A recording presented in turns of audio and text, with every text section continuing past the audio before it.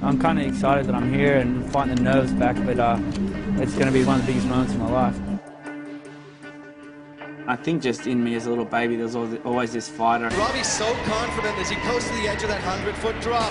One day I saw another kid come up the street. He was riding a little mini bike, and I remember just seeing that and just totally captivated me. That motorcycle alone would terrify a normal human being. From that point on, it's just been a wild ride. Now comes the hardest part.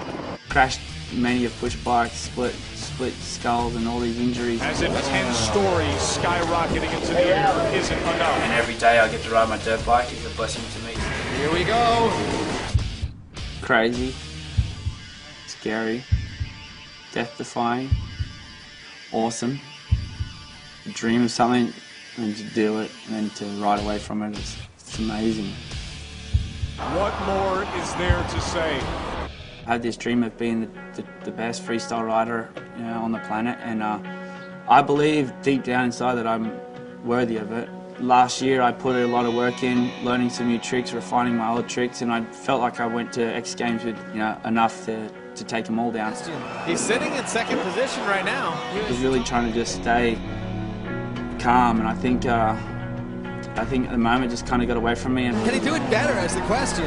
I actually remember it quite clearly. What I was doing was the body varial. Just came into the ramp and I just tried to get into the spin too early, and as I did it, the sole of my boot collected the seat and it just stopped my rotation. So I just stuck in mid-air at zero gravity and I couldn't reach the bike to kind of get control, and I realised I was going down, and at that point, I mean, all I could see was Mother Nature just smiling, waiting for me.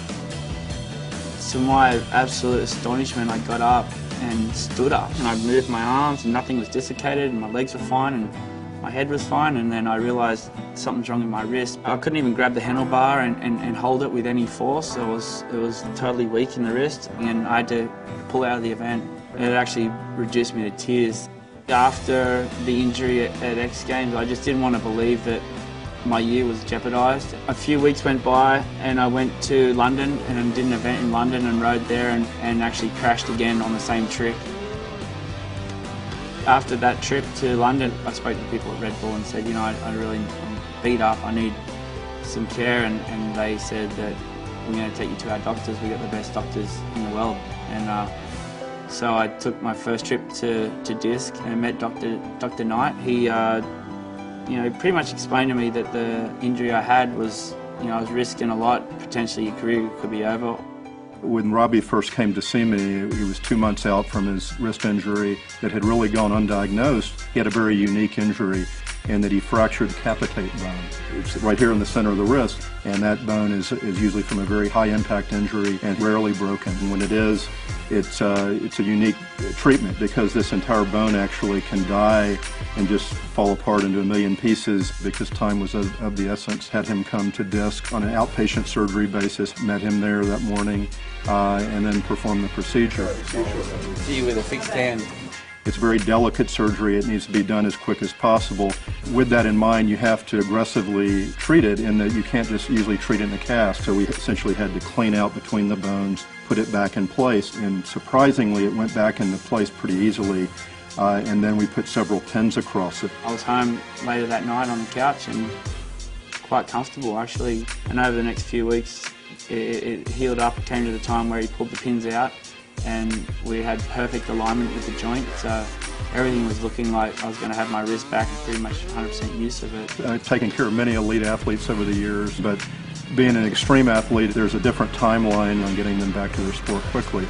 With Robbie, he had to have it fixed immediately, and can take anywhere from 6 weeks to 3 months. He had healed within 5 weeks, which is phenomenal.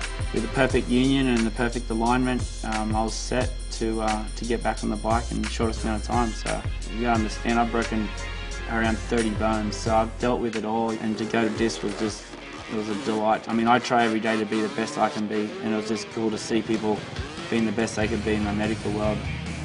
For me, riding dirt bikes is just, every day I learn something different, no matter which day it is. Everything I do now, I really think about how am I doing this the right way?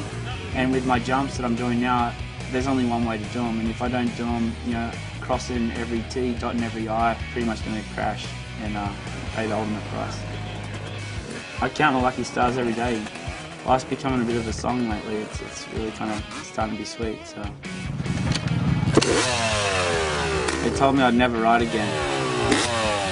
They told me my vision may never return. They told me motocross wasn't for me.